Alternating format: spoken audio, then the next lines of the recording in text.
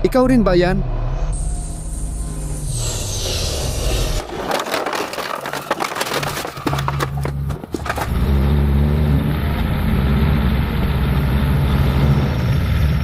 Dalawang libo milya na ang lumipas, mga pare. At tingnan nyo ito, nakarating si Bob 20 sa diesel ni Murphy. Hanggang dito sa malayong lugar, Ashford, Arizona. Mayroon tayong napakalaking pasilidad dito mismo sa likod ng gusaling ito. Malapit na ang California, huling parte na ng biyahe ko pa uwi.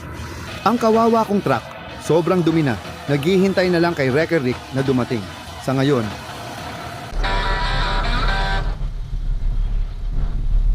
ayan na siya. Anong nangyayari? Pare, kailangan kong sabihin sa'yo. Pare tol, salamat sa tip na yon tungkol sa timbangan. Oh. Ito ay 20. Oh, masama talaga to. Diretso mula Chattanooga pare. Hindi naman ganun kasama ang biyahe. Di ko alam kung pamilyar ka sa 5-80 siyams kasi buong fleet namin puro 300 at 80 siyams. At iba talaga ang loob pero mas komportable, mas maikli ang hood. Lagi kaming gumagamit ng mahahabang hood kaya mas maganda ang visibility ngayon. Isang buo na ang windshield namin kaya mas maluwag na pati ang mga upuan. Alam mo, marami sa mga matatanda parang ayaw nila nito. Ayaw talaga ng matatanda sa pagbabago pare. Alam mo, oo, parang gusto ko rin. Matagal ko nang gustong magkaroon ng isa. Ewan ko, isa sa mga to. Balang araw magkakaroon din ako ng isa. Meron ka ng higit sa isang lote. Kaya ito ang location natin sa Ashford. At pagkatapos ay may isa ako sa Williams, tapos may isa ako sa Quagstaff doon malapit sa Twin Arrows, parang papasok ng bayan. At pagkatapos ay may isa ako sa Holbrook, Twin Arrows. Diyan din ako dati, nagtrabaho ako sa casino. Ikaw rin ba? Pupunta sana kami sa Williams. Nakakatawa na sinabi mo yan. Yung asawa ko, panalo siya ng malaki sa poker table. Pagbalik ko, after 10 minutes, ubos na lahat. Talaga? Nadala siya at sabi ko, ay naku.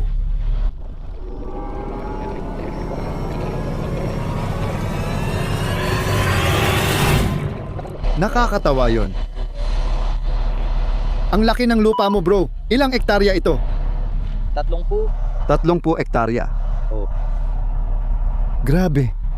Tara, tingnan natin. Dito ako nagpark at kumuha ng litrato sa harap ng building mo. Pero di ko talaga alam saan magpark. Ang daming taong lumalabas-pasok.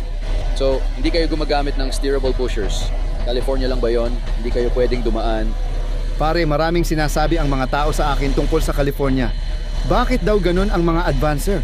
Nandoon ba siya? Ang California ay isang. Gumagamit kayo ng dual na hindi na itutok na pusher sa lahat ng truck ninyo. Kadalasan, ito ay para sa timbang. Sabi ng tao namin mga 52 PC ngayon, yan ang tamang sukat, 50 hanggang 55. Para sa mas magandang distribusyon ng timbang. Kapag humihila ka, di ba? Meron kaming 75 toneladang malaking flipper at baliktad ito. Tag axle ang gamit, hindi pusher, kaya umaangat ang likuran. Okay, dahil wala iyong underlifts, para lang talaga iyon sa recoveries. At dahil nasa likuran iyon, napapadali nitong lumiko. Pare, dito maluwag at bukas ang daan. Pero sa ibang bahagi ng Los Angeles, bro, masisikip at mahirap para sa ganitong truck. Hindi namin iniintindi yun. Saan man kami pumunta o maghatak, laging maluwag ang daan. Hindi namin yung ginagawa. Tingnan nyo, puro off-road kayo. Halos ganun na nga. Pero hindi, hindi. Lahat ng track ko ay may steerable tag. Lahat ng tag axle ko ay steerable tag axle. Ayos yan, astig. Napansin ko ring marami sa inyo ay gumagamit ng duo. Ayos yan. Hindi ko alam na may tag pala sa likod ang 75. Ang 75 ay para lang sa rollovers, lifts, winch outs, makinarya at katulad na gawain. Pare. Nakakatawa talaga. Sa California, iba-iba ang speed limit. 60, 65, 55, 75, galing pa akong Tennessee. Habang nagbibiyahe, 75 ang takbo ko astig. Okay lang. May dumaan na pilotong sasakyan sa tabi ko. Kasunod ang malaking lumang double white trailer na may mahabang makina. Parang pain ako, pero iniisip ko, sira ba ang speedometer ko? Nagmamaneho ako ng 75, pero yung lalaking yun, sigurado mga 80 mahigit ang takbo niya buong biyahe. Sanay na siguro talaga ang mga taong to. Ako, hindi talaga sanay sa ganun. Sabi ko, mahuhuli siya ng ticket. Tapos may isa pang pilot car. Ang labo kung gaano kaiba dito sa amin. Bro, hindi kami ginulo ng California. Papasok ng California. Hindi ko na pinapansin, sanay na ako. Lahat kami parang dumaan sa Texas. At ako si Rilo, isa sa mga clerk sa gasolinahan. Sabi niya, oh, taga California kayo. Ay, nakakaawa naman kayo. Madalas naming marinig yon. Parang gusto nilang palabasin na galit sila sa estado, pare. Oo, kaya nagmamadali kami. Halos 2 taon na akong nakatira sa Sacramento pero hindi pa ako nahuli ng pulis sa California kahit kailan. Sabi mo, grabe bro, inaasar ka nila, huwag kang pumasok sa California. Sabi ko bro, pumapasok ako sa port na may mga tinanggal na parts yung truck, basta pumapasok lang ako sa mga port doon. Hindi naman sila nagsasabi, Lalakad muna ako sa bakuran, kung ayos lang.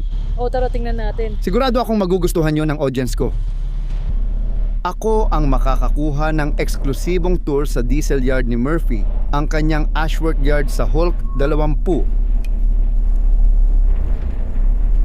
Gusto ko rin ng ganitong kalaking bakuran, sabi niya. 30 hektarya. Magkano kaya yan sa Los Angeles?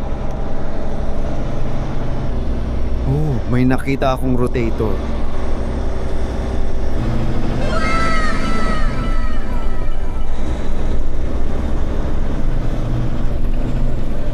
Pare, ang laki ng bakuran na to, pwede kang maglagay, literal na daan-daang truck dito. Daan-daang kotse. At marami ka pang espasyo para sa iba pang bagay. Madalas hindi napapansin ng mga tao ang lupa sa mga tow yard at ganitong lugar. Pwede kang magkaroon ng lahat ng truck, pero kung wala kang mapaglalagyan ng gamit, limitado pa rin ang magagawa mo. Kaya ang ganda nito. Trabaho yan ng pagsusunog, sigurado ako. Makakakuha ka ng marami niyan.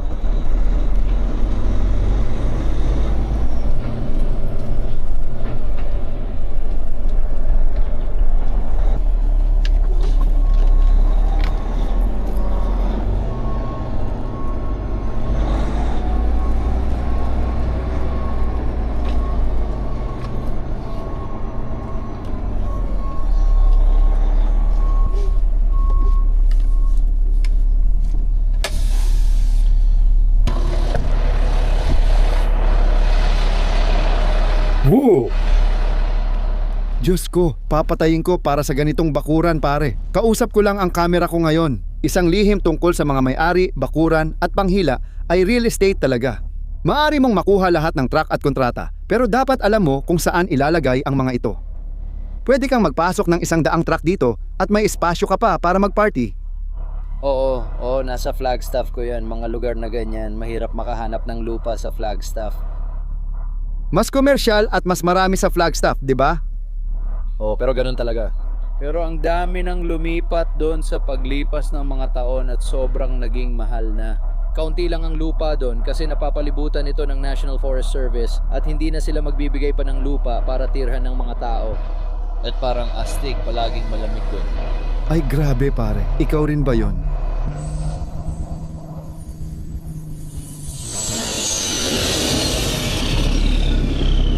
Yun ba yung may nitrous?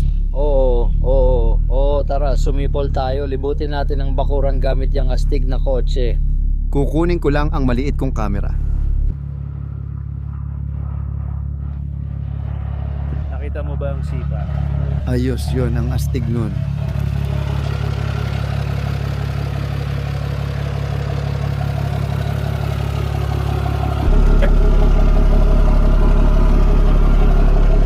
Mas malaki pala to sa personal. Oo, palagi kong naririnig yan. Ikaw ba mismo ang gumawa nito? Opo, sir. Oo, ako, si Debal at ilang iba pa naming kasama. Oo. Halos 2 taon na namin ginagawa ito. Galing niya, nararamdaman ko na agad.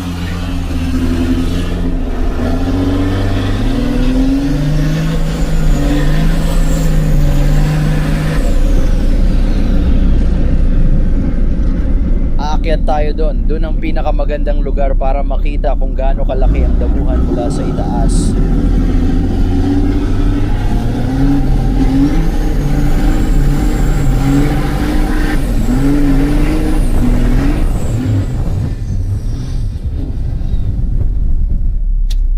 Ang lupit nito pare. Kahit gaano ito kalaki, medyo nakakabaliw, di ba? 3 gulong ba ang gumagana ngayon?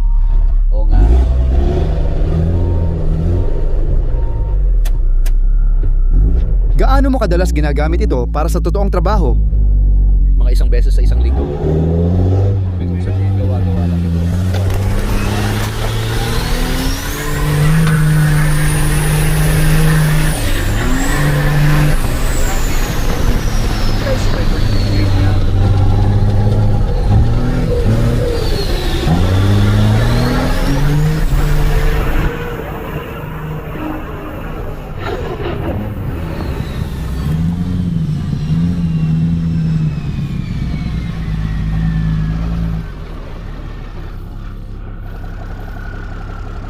Sige, tungkol dyan. Tinitingnan ko yon bago tayo huminto para magpalipas ng gabi. Kagabi, may 500,000 ka. Oo. Congrats dyan pare, salamat. Oo. Grabe yon, parang sumabog talaga yung sayo. Halos sobra pa. Napansin ko na lumilihis ka na sa pagtao, gaya ng ginagawa ng iba, papunta sa... Iba na talaga, biglang sumikat, di ba? Alam mo, hindi naman sinadya yun, pero sa parehong panahon parang... Sobrang gumana siya. Oo, kaya parang nagpalit lang kami ng direksyon at nagsimula kaming gumawa ng mas maraming off-road na bagay at nakuha naman namin yung mga off-road na bagay. Ilang porsyento ng produksyon mo ang hawak mo mismo? Halos lahat, meron ako.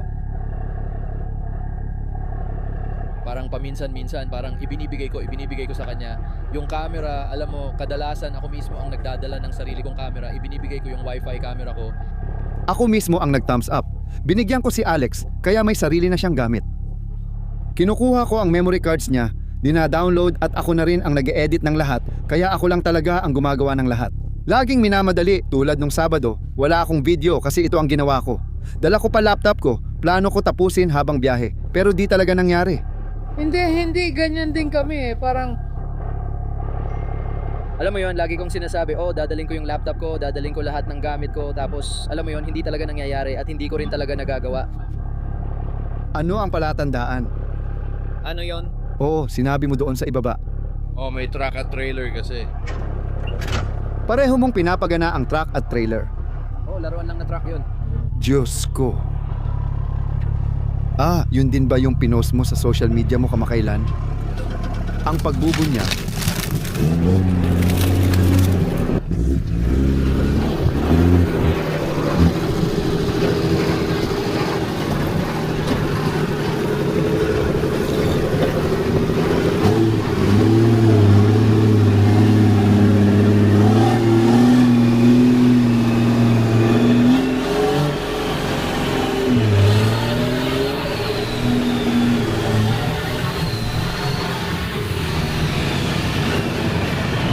Alam mo, naaalala ko dito ang Mad Max. Yun talaga yun. Kaya nakakuha kami ng bagong trailer kamakailan lang, kaya naisip ko na ipamimigay ko na lang itong truck at trailer na ito. Ang astig nun, sigurado akong tumaas ng todo ang engagement dyan. Alam mo yon, hindi tulad ng iniisip mo na parang, alam mo yon, hindi. Akala ko noon na makakadagdag ng viewers ang pag-giveaway pero hindi ko naman nakita ang epekto nito. Sa totoo lang, channel ko pa ang gumagastos sa giveaway, gets mo? At ginawa ko rin yun. May ilang videos na akala ko magiging patok. Yung tipong viral na mga tanks. Tapos gagawa ko ng isang video na parang tinabi ko lang ng 5-6 na buwan. Parang kailangan ko ng content, gawin ko na lang ito. I-upload ko, tapos biglang sumabog. Parang ano? Minsan, di mo talaga mahulaan ang YouTube at iba pang social media. Tulad nitong truck na to, nung nakuha namin to, malaki yung video na yon, ang saya rin nun. Tuwang-tuwa ako kapag pumunta ako sa mga lumang truck at nililigtas sila, alam mo. Mas na-enjoy ko pa yon kaysa sa 100. Ang kilalang 750. Astig yan.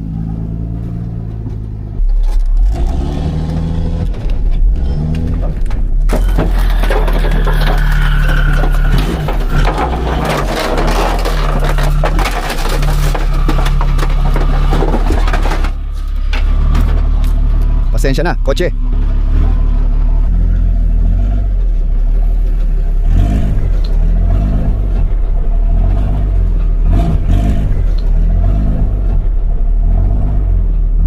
Grabe, hindi mo talaga pinag-isipan to. Sabi ko, di ko talaga to naisip.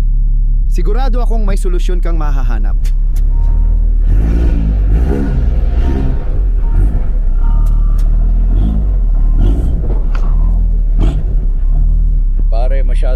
dito para makabaliktad. Mukhang kailangan na lang nating ituloy ito.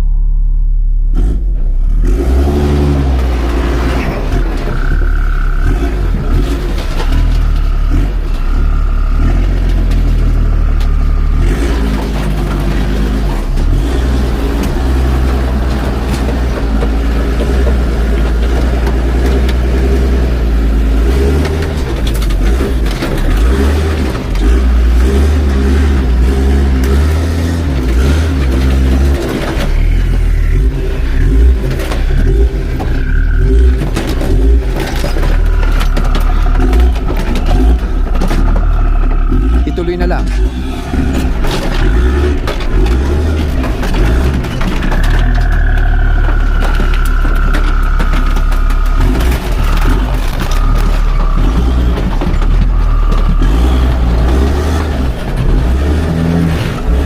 Paalam.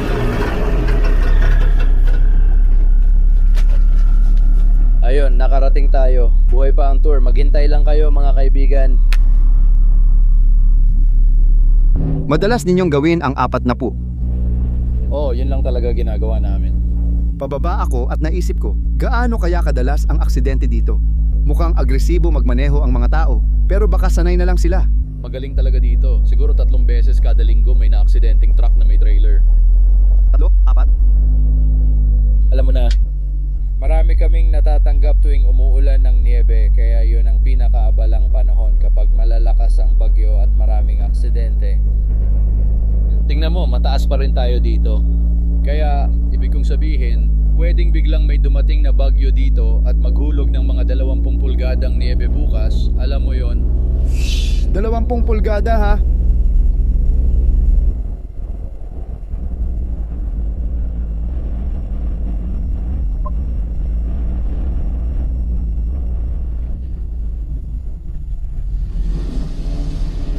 Si Back Comaps ay sayo.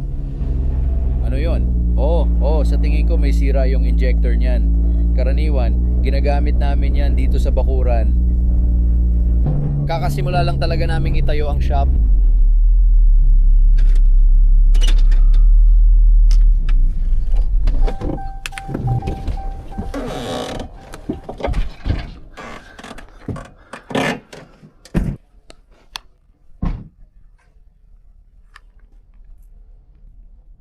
Pero kaya kami magtatayo ako ng shop sa Williams, sa kalsada lang Murphy's Diesel shop para sa mga gamit ng Murphy's Diesel. Para ito sa mga tao ko na nag-aayos ng mga truck. Marami kaming inaayos. Williams, yun sana ang tutuluyan ko kagabi. Mga 20 milya lang ang layo nun. Tama ba? Tama? Oo. Marami kaming kinukumpuning malalaking truck. Doon talaga ako nagsimula sa pagkukumpuni ng truck. Ang tatay ko ay may kumpanyang Maga na towing at ako naman ay nasa mabigat na pagkukumpuni ng truck.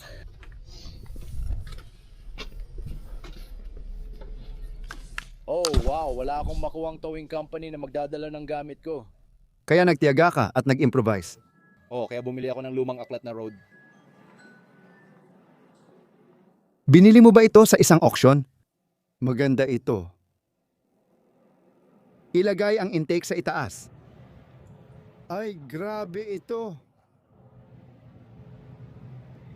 Na-imagine mo ba ito sa mga kalsada ng Los Angeles? At kumpleto pa ito sa lahat ng gamit sa rigging. Ito ba yung grommet sling ni Bailey? Oo, mukhang yun nga. Hindi ako makapaniwala na ikaw ang una bukod sa akin na may ganito. Synthetic shackle, soft shackle. Totoo, wala akong kilalang may ganito. Tuwing gamit ko, tanong agad nila, anong gagawin mo dyan? Sabi ko, magtiwala ka lang. Ginagamit ko sila sa spreader bars kapag magbubuhat ako ng trailer kaysa gumamit ng hard shackles. Kapag alam kong may tatama sa body o pader ng trailer o recreational vehicle, ang galing nila. Gustong gusto ko sila. Mukhang dumaan na yan sa matinding gamit oh. Nakuha ko. Ibig kong sabihin, mas hindi gagana yun kumpara dito. Kami, parang ibig kong sabihin kapag nagsimula na silang magmukhang ganito, doon na namin sila ginagamit sa mga off-road namin. Kasi mahal sila. Hindi mo ito binibili, kaya ikaw mismo ang gagawa, tama? Kaya yung truck ay isang military truck, pero ito ay isang Miller DTU lang na parang ginawa lang namin at inilagay doon. Alam mo kung ano ang kamukha nito? Yung meron ako, may isa kami na nasa 4 na axle. Pero permanenteng nakakabit, kaya DTU siya. Pero permanenteng DTUs. Oo, alam mo ba, yung kay Casey Liddell na lumang Genesis, galing yun sa track niyang DTU yung Zeckler. Sa totoo lang, pupunta ito sa Washington ngayong linggo at ilalagay nila yung DTU na yon sa tripo na ito. Sigurado akong ibibideo nila yon. Oo, sigurado nagtatrabaho ako sa hydraulics ngayon. Inaayos ko pa para mailagay natin yung unit doon.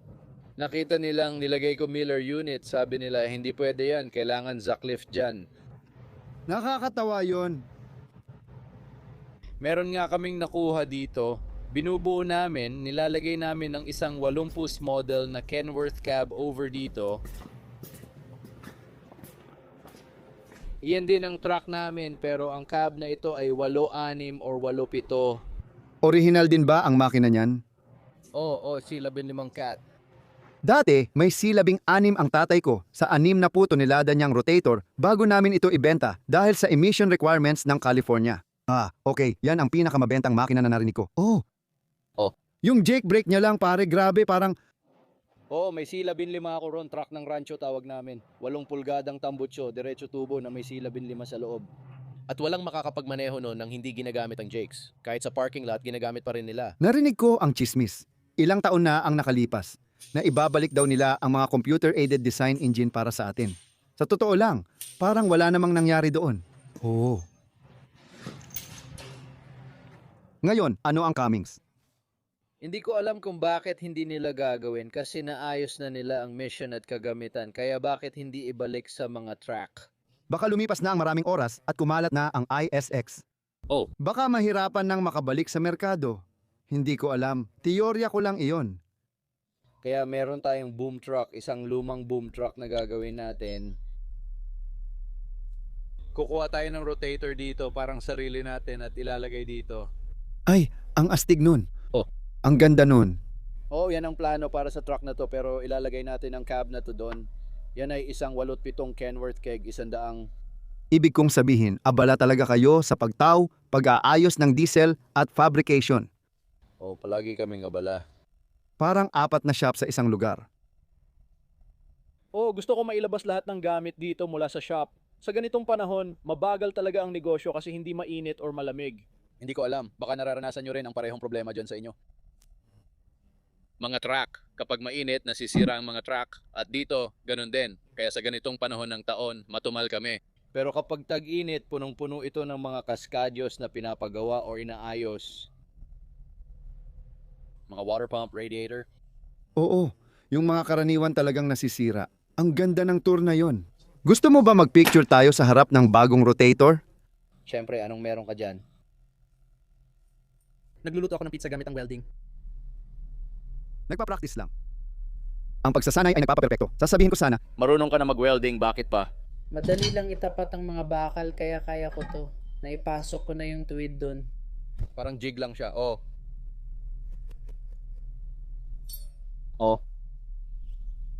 Dapat kunin natin yung dalawang off-road na pangwasak ng daan at parang iparada natin sila.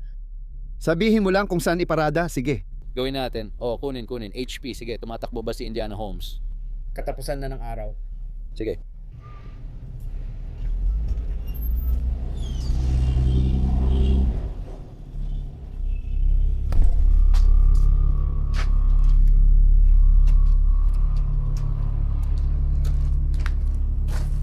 Tara, huminto tayo sa patag na walang tao o anumang bagay sa paligid.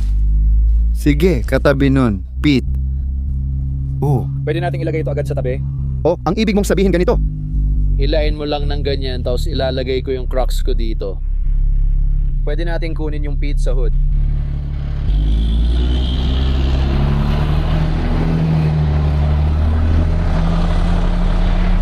Grabe, ang galing nun.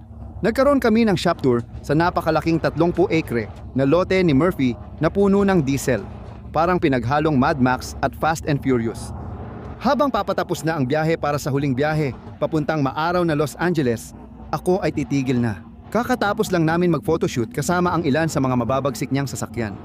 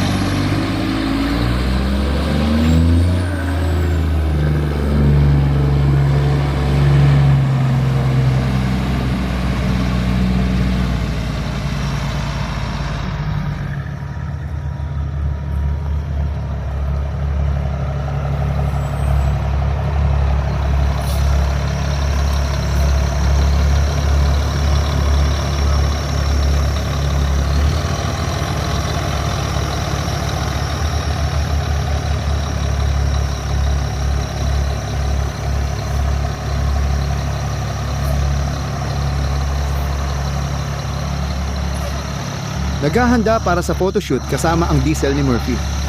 Grabe, parang panaginip dahil sa channel ko, napupunta ako sa iba't ibang lugar at nakakakilala ng iba't ibang tao. Salamat sa mga nanonood at nagsusubscribe. Kayo ang dahilan ng lahat ng ito.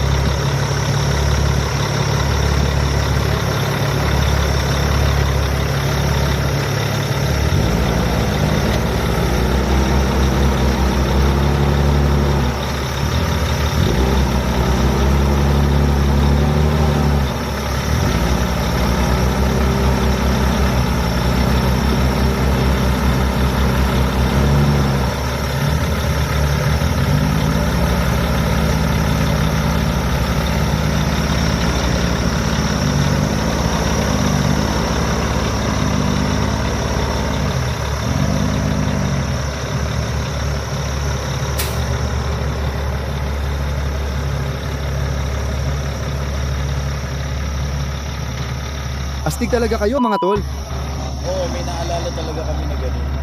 Mas gusto kong gamitin ng Omnex control kaysa sa Raptor. Hindi ako fan ng Raptor, isa sa Inland Empire Yard namin at sa Fontana. May 40 tonelada sila roon na may Raptor package. Mahilig ako sa teknolohiya pero hindi ko talaga gusto. Mas gusto ko pa rin pumunta sa truck ko kaysa gamitin yon. Pindutin ang idle, sabay pindutin ang 4 na button para umangat o bumaba ang outriggers. Pindutin ang dalawang ito nang sabay para lumabas sila. Pinindot ko ang throttle at lalabas na ako kasama ang mga kable. Habang nagbo-boom ka sa kabila, yung isa naman, parang kailangan mo pa. Parang pipindutin mo pa yung outrigger button tapos kaliwa. Tapos ang dami pang hakbang. Gusto ko ito kasi may gitara akong may strap, pero ito bago pa lang at wala pang strap, sayang Hulk pa naman. Pinutol namin yung leather sa dulo ng strap ng gitara at in-modify tapos nilagay dito. Suot ko siya kaya kahit umaakyat o tumatakbo ako, dala ko pa rin ito. Masyado malaki, sensitibo, mabigat at mahirap gamitin ang Raptor para dyan. Oo, pareho tayo. Kaya wala akong Raptor controls sa mga truck ko. Omnex lang gamit ko. Habang may ginagawa ako, mabilis ko lang ilalapag, magre-rig tapos kukunin ulit. Sobrang versatile talaga. Gaya ng sabi mo, gumagamit lang ako ng strap. Ganoon din ako, isinusuot ko lang sa likod at pwede na akong umakyat kung saan-saan. Ganito ako kapag inaayos ang spreader bar. Aakyat pa ako sa taas, masyadong malaki ang Raptor at touchscreen na lahat. Kaya, iniisip ko na hindi ko pa siya nagamit sa ulan, pero lumalabas siya ng dahan-dahan. Isipin mong madilim at umuulan, tapos kailangan mong gawin agad dito, pero di mo magawa kasi kailangan mo pang pindutin ang touchscreen. Paano kung naka-gloves ka pa at umuulan? Oo naman, oo. Alam mo, Maisip ko, gumana ito para sa akin. eksakto rin ang iniisip ko tungkol dito. Hindi pa ako nagkaroon ng National Registration Certificate. Wala talagang NRCS Calino. Alam ko yung dalawang kumpanya, isa sa City Terrace at isa pa yata yung Epler's Tow Up. Gusto kong sabihin San Jose, Sacramento. Maganda yung isa doon. Pero may minahan dun sa baba, bandang Guadalupe, sa may Bismillah Beach area. Tinawagan nila kami nung isang araw, may D10 at 300 at 80 excavator silang nabaon. Ang ibig kong sabihin, takip na lang ang natira doon. Parehong nabaon ang D10 at 380.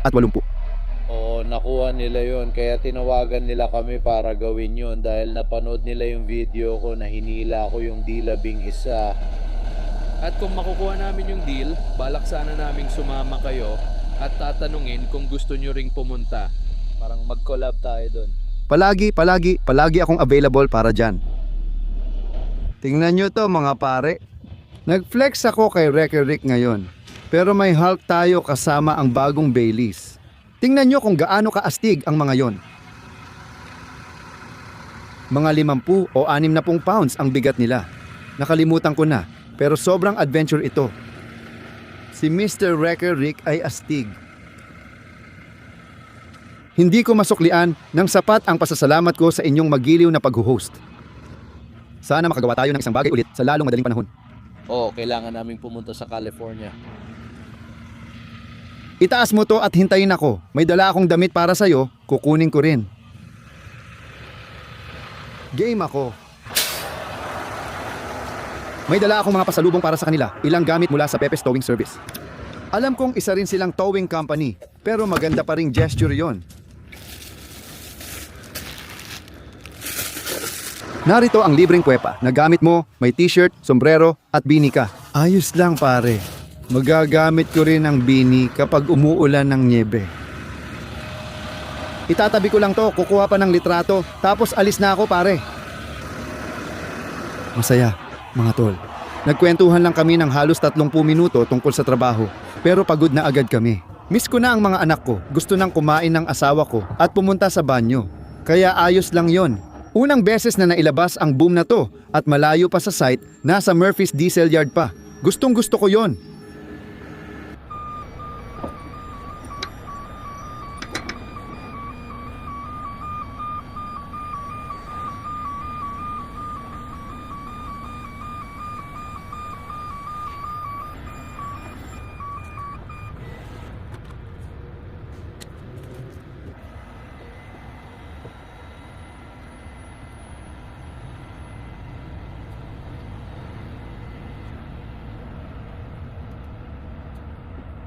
Okay, napakagandang karanasan yon. Nakilala ko na ang top YouTube star sa laruan, si Ron Pratt. Ilang buwan na ang nakalipas at ngayon si Mr. Wrecker, Rick Murphy's Diesel. Siguro ang natitira na lang sa listahan ko ng mga sikat sa YouTube ay si Mr. Casey Liddell. Alam ko na meron silang bagong-bago at kakaibang itsura na unit na tinatawag na. Hindi ko alam kung Atlas ang tawag doon o iyon ang model number. Pero maganda rin siguro kung magkakaroon kami ng pagkakataon na mag-collab balang araw. Paalam Wreck It Rick Murphy's Diesel. Salamat sa pag-asikaso at sana magustuhan ninyo ang astig na content. 6 na oras na lang, babalik na tayo sa Los Angeles, baby.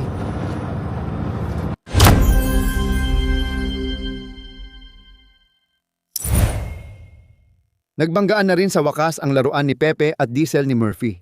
Sana magustuhan nyo ang video tulad ng pagmamahal ko sa paggawa nito. Marami akong malalaking rekomendasyon. Tara pare, tingnan mo ang mga kalendaryo at trabahong ginagawa ko. Pero ganitong bagay talaga ang highlight ng karera ko. Alam mo, ibang usapan yung sundan mo ang isang malaking personalidad sa YouTube para malaman mo. Alam mo yon, ito yung track na yon at ito yung ganito. Pero kapag personal mo silang nakilala at nakita kung paano sila sa totoong buhay, lalo na makasakay sa track nila, ibang level talaga. Lubos ang pasasalamat ko sa channel na ito dahil binigyan nila ako ng pagkakataon gumawa ng astig na bagay. At isinama ko kayo sa biyahe, pero hindi ko nakilala si Ron Pratt gaya ng napag-usapan dati. Sayang talaga. Determinado pa rin ako at may plano pa. May cellphone number na ako, kaya posible pa rin ang collaboration namin ni Ron Pratt. Sa kahit anong talk show o saan man sa hinaharap, huwag niyo munang ilista yon. Isa sa highlight ay ang pagbisita sa Diesel ni Murphy. Tapos na ito at nalulungkot ako. Sana mas mahaba pa ito, pero totoo talaga yung tao na yon.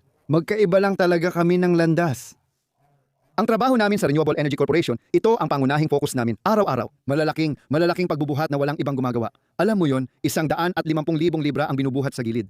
Yung taong yon, humihila ng kotse at iba pa sa mahirap marating na lugar. Nagtatayo ng trailer at gumagawa ng bagay sa niebe na hindi ko ginagawa.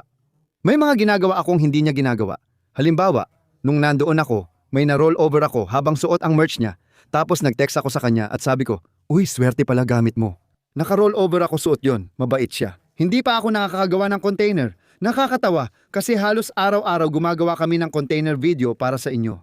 Kailan ba ako nagkatrabaho na kailangan ng 4x4 at maglakbay ng milya-milya para lang pumasok? Hindi ko ginagawa yan, hindi ako gumagawa ng snow jobs. Magkaiba tayo ng mundo kahit pareho ang industriya. Astig, di ba? Nung nagkita kami at pumasok ako sa shop niya, sabi ko sa video, ang lupit. Si Max nagtagpo ang Fast and Furious. Pero dapat ay mad. Si Max nagtagpo ang Fast and Furious at Iron Man. Kung napanood nyo ang Iron Man 1, naaalala ko yung eksena na si Tony Stark gumagawa ng Mark 1 kasama si Jarvis. Parang version ito sa probinsya, di ba? Nandoon lahat ng gamit niya sa militar. Abala siya sa paggawa at pagbuo ng DTUS sa mga truck. May lumang kabover siya mula 80 na gagawing rotator. At kamakailan lang, nitong nakaraang linggo, o baka noong 1 linggo pa, umabot siya ng 250,000 subscribers. Talagang biglang sumikat. Kaya ako yung tipo ng tao na, kung mapapanood mo yung mga video ko, nakikipagtrabaho ako sa maraming towing company. Hindi ako tulad ng ibang towing company na parang hiwalay ang industriya at madalas hindi magkasundo ang mga tower. Maraming kompetisyon. Nakuha ko yon sa tatay ko. Marami kaming tinoto at nakikipagtrabaho rin sa ibang towing company dahil malaki at kilala kami. At ayun, si Pepe kakakuha lang ng kanilang ikapitong rotator. Hindi ibig sabihin nun na, alam mo yun, hindi na kami matatawagan ng mga lokal na towing company para sa, uy, pwede ba kayong tumulong? Siyempre naman, alam mo yon. Kaya kahit na may sarili akong YouTube community at 260 na ako, maghihintay pa rin ako. 270,000 subscribers, marami na yon kahit di pa kalahating milyon. Nasa isip ko pa rin na pwede pa akong makakilala ng iba at magpaka-geek. Kahit mas kaunti o mas marami pa sila kaysa sa akin. Hindi naman mahalaga yon, alam mo yon. Gusto ko lang makisama sa lahat at gawin ang mga masayang collab na ganito. Sumasakay kay Hellboy na 3 gulong at gumagawa ng mga ganitong bagay. Sinusubukan kong isama ang parehong kamera kasi nakakalito kapag sa video lang tinitingnan. Habang ginagawa ko yon, hindi naman mukhang matarik. Kaya pag lumipat ka sa kamera, parang langit lang ang makikita mo. Ibig kong sabihin, ang bilis talaga nun. Ang astig ni Hellboy. Sana ako ang nagmamaneho ng Indiana Homes. Ang lupit talaga nun. Kahit pakinggan o makita mo, astig talaga, di ba? Sigurado ako, hindi ko na kailangang sabihing i-like at mag-subscribe sa Murphy's Diesel at Ron Pratt kasi malamang ginagawa nyo na rin. Nagawa ko na yon sa bucket list ko kahit di ako nakapag-collab kay Ron Pratt. Masaya siyang makilala. Cass EY Elpalsh A. Siya na ang huli sa listahan ko para sa mga YouTube Hall of Famers sa towing. Hindi ko alam kung paano, pero nakausap ko si Cass EY sa Instagram. Kaya alam mo na, sigurado ako na kung sa isang tow showman o kung saan, magkikita rin kami niyan at makakagawa ng mga kakaibang bagay. Nangako akong 3 mananalo ng kalendaryo sa huling Hulk 20 video breakdown kaya simulan na natin. Para sa akin, si William Koval 9,000 at 100 ang nanalo. Sabi niya, ang record rig ay nakakaranas ng mas matitinding taw, malupit na taglamig at mga banggaan. Hinaharap niyo ang trapiko at mabilis na nililinis ang freeway. Tunay kayong propesyonal. May 75 likes na ito kasama ang akin. Ikaw ang panalo. Pumili. Pepe's Towing Service. 2026 kalendaryo o espesyal na edisyon, Hulk 20. Para naman sa pangalawang pwesto, pareho sina Danny 20 at Kelly Unofficial, 3,269. Kelly, napansin kong madami kang komento, kaya alam kong tunay kang tagahanga. Pareho kayong nasa 58 kaya panalo ulit kayo. Pumili ka ng Hulk 20 o 2,026. Pepe's Towing Service, na kalendaryo parehong maganda at Notice of Collection, 8076. Finalist ka rin, kaya kayong 3 o technically 4 ay panalo ng kalendaryo. Alam kong super fans kayo at mapapanood nyo ito kaya hindi ko alam paano natin gagawin ito. Kung gusto nyong mag-email sa akin, ito ay dispatch@pepestow.com. Ulit, dispatch@pepestow.com, hindi towing kundi taw.